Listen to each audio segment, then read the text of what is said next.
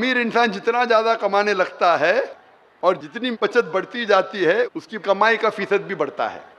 अस्सलामुअलैकुम प्यारे दोस्तों, आप सबको दिन इस्लाम के चैनल पे खुशामदीद। उम्मीद करता हूँ आप सब खैरियत से होंगे। चलिए शुरू करते हैं आज की वीडियो। सर मैं जसपाल सिंह कसेरे पट्टी से सर मैं इससे पहले पापा के होटल में खा रहा था, अभी मैं अपना काम शुरू किया हूँ। तो मैं ये जानना चाह रहा हूँ कि हमारे में ये है कि आप अपनी कमाई का 10वां हिस्सा उन लोगों को देंगे जो चाहे सरदार हो या अदर कोई भी कास्ट के हो, तो जो उस लायक हैं उसको आप देंगे। तो सर मैं काम अभी शुरू किया हूँ, तो मैं ये जानना चाह रहा हूँ, तो अभी ये सरकार की तरफ से नियम है कि टैक्स भी हमें देना है अपनी इनकम का।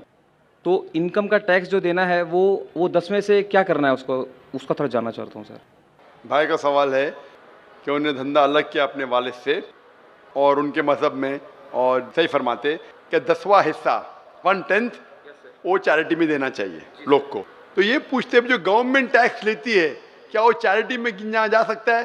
वो गवर्नमेंट अगर टैक्स लेती है और आपके मज़हब के हिसाब से खर्चा करती है तो सही है, कोई भी गवर्नमेंट। बाद में मैं हिंदुस्तान पे आता हूँ। मिसाल के तौर पे कई मुस्लिम गवर्नमेंट है जो पूरे दुनिया में जो ज़कात लेती है अपने नागरिक से, लेकिन कुरान के हिसाब से खर्चा नहीं करती है, तो गलत है। लेकिन बहुत से मुसलमान मुल्क है जो ज़कात काटती है अपने नागरिक से और कुरान और हदीस के मुताबिक खर्चा करती है, तो फिर आपको फिर से ज़कात देने की ज़रूरत नहीं। हमारे इस्लाम में 10% कमाई का नहीं, 2.5% बचत का, और 2.5% बचत का अक्सर 10% कमाई से ज़्यादा होता है। क्योंकि अगर एक इंसान जब बचाने लगता है, गरीब इंसान के लिए कम है, गरीब इंसान के लिए 2.5% बचत 10% कमाई से कम है। एक आदमी जो कमाता है 10,000, 20,000, 50,000 रुपया, वो कमा कमा के घर खरीदता है, तो घर तो उसकी बचत नहीं हुई। बचत मतलब जो आम ज़रूरत के अलावा जो बचत होती है उसका इस्लाम में 2.5% देना चाहिए। यानी उसका मतलब 85 ग्राम सोने से ज़्यादा बचत आपके पास है तो आपको ज़कात देने का। तो गरीब इंसान के लिए 2.5% तो उसके कमाई का 1% भी शायद न हो, वो 0% है अगर उसकी बचत है ही नहीं। तो अमीर इंसान जो 10 लाख कमाता है महीने का, 1 करोड़ कमाता है, 20 करोड़ कमाता है, वो काफ़ी बचाने लगता है। तो 2.5% बचत उसके 10% कमाई से ज़्यादा होता है अगर सही तरीके से हिसाब करे। बहुत से मुसलमान बोलते मैं तो हिसाब करता ही नहीं हूँ, मैं मेरे 2.5% कमाई का देता हूँ, मैं ज़्यादा देता हूँ। वो बेवकूफ़ है।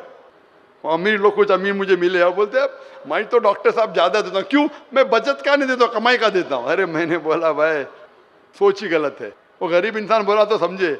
अमीर इंसान जितना ज़्यादा कमाने लगता है और जितनी बचत बढ़ती जाती है उसकी कमाई का फीसद भी बढ़ता है। तो इसके अंदर जो आपने मुझे पूछा कि आज जो गवर्नमेंट टैक्स लेती है, जितना मेरा इल्म है, जो आपके धर्म में लिखा हुआ है किस तरीके से खर्चा होना चाहिए, ये गवर्नमेंट वैसा खर्चा नहीं करती। तो ये टैक्स अलग है, आपका 10% अलग है। सेम थिंग मुसलमानों के लिए, ये टैक्स के अंदर वो 2.5% ज़कात नहीं गिन सकते। टैक्स जो देते इनकम टैक्स वो अलग है।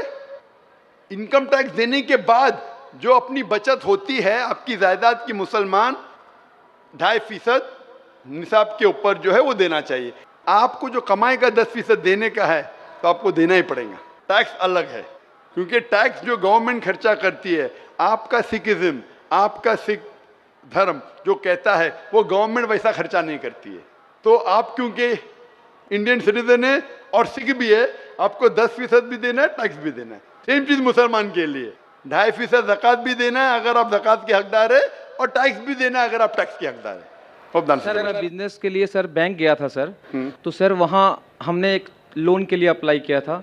तो सर आप लोगों के काफ़ी लोग, चूँकि यहाँ आबादी सर आप लोगों की ज़्यादा है, तो उधर क्या होता है कि हमें ये प्रॉब्लम है कि लोन जल्दी मेरा पास नहीं हो रहा था। आप लोगों में ब्याज लेने देने के लिए तो मना किया गया है, लेकिन आपके लोग कतार में वहाँ हैं तो हमें परेशानी होती है।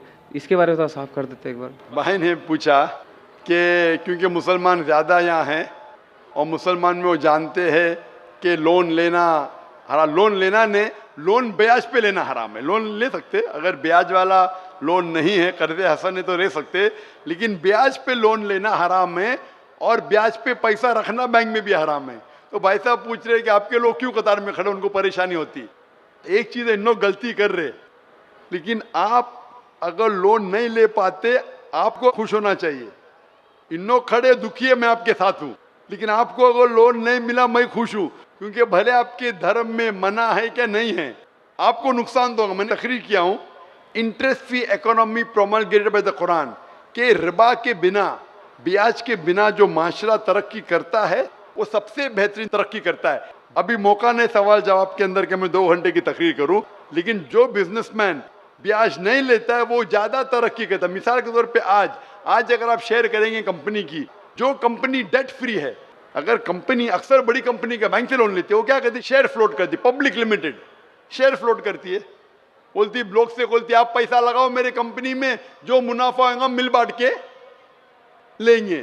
तो ये कंपनी के लिए भी अच्छा है, लोग के लिए भी अच्छा है। ये जो ब्याज के वजह से अमीर आदमी और अमीर होता है, गरीब आदमी और गरीब होता है, अमीर आदमी और अमीर होता है, गरीब आदमी और गरीब होता है। इसीलिए ब्याज एक नासूर है माशरे के लिए। जो 2008 में जो क्राइसिस हुए थे, इकोनॉमिक क्राइसिस, पता है ना, सिटी बैंक, लीमैन ब्रदर्स, आप बिजनेसमैन हो तो जानते हैं ना, लीमैन ब्रदर्स का नाम सुनेंगे। सिटी बैंक जो 2008 में 4 साल पहले पूरा डिबैकल हुआ, पूरा गिरने लगा ब्याज की वजह से।